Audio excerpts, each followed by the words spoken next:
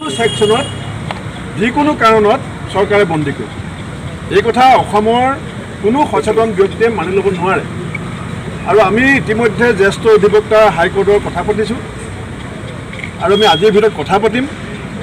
আমি কালিলৈ আকৌ আহিম। আমি পুলিচৰ যিটো বিষয়াগৰাকীয়ে কৈছে, আমাৰ ডেপুটি কমিশ্যনাৰ পুলিচ চৌধুৰী ডাঙৰীয়াই কৈছে যে কোৰ্টৰ পৰা অৰ্ডাৰ নানিলে তেওঁ লগ কৰিবলৈ নিদিয়ে। আমি কালিলৈ কোৰ্টৰ পৰা অৰ্ডাৰ যদি উলিয়াব পাৰোঁ, আমি ভিক্টৰ দাসক মুখামুখিকৈ কথা পাতিব বিচাৰিছোঁ। আৰু দ্বিতীয়তে আৰু অভিযোগ আহিছে এতিয়া ছ'চিয়েল মিডিয়াত লাহে লাহে খুব সাৱধানে লিখিছে মঙলদৈৰ সীমান্ত কলিতাই। সীমান্ত কলিতা বুলি এগৰাকীয়ে ছ'চিয়েল মিডিয়াত লিখিছে, তেওঁ খুব ভয়ে ভয়ে লিখিছে।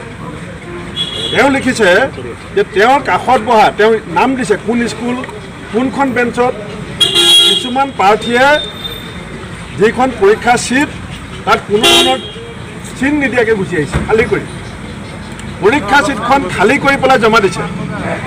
অৰ্থাৎ সন্দেহ কৰা হৈছে যে পৰীক্ষা চিটখন কোনোবা বেলেগে চৰকাৰৰ পক্ষত থকা কোনো মানুহে ফিল আপ কৰি দিব।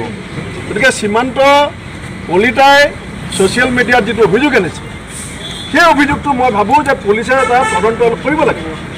পুলিচে এটা FIR লঞ্চ কৰি পেলাই সীমান্ত কলিতাক গ্ৰেপ্তাৰ কৰিলে নহ'ব, ভিক্টৰ দাসক গ্ৰেপ্তাৰ কৰিলে। তেওঁলোকৰ অভিযোগখিনি সঁচা মিছা তদন্ত কৰাৰ দায়িত্ব পুলিচৰ, এইখিনি সঁচা মিছা প্ৰমাণ কৰাৰ দায়িত্ব পুলিচৰ।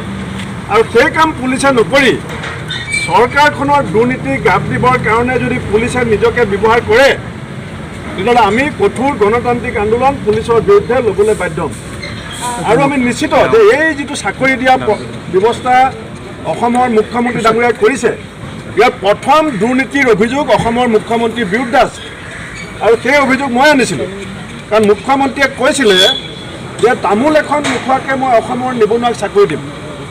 তামোল এখন নোখোৱাকৈ চাকৰি দিম বুলি কোৱা নিবনুৱাসকলৰ পৰা অসমৰ মুখ্যমন্ত্ৰীয়ে 71,52,65,000 টকা সংগ্ৰহ কৰিছে। অৰ্থাৎ প্ৰথম দিনাখনৰ পৰাই মুখ্যমন্ত্ৰী নিজৰ কথা ফৰকবোৰক হৈছে।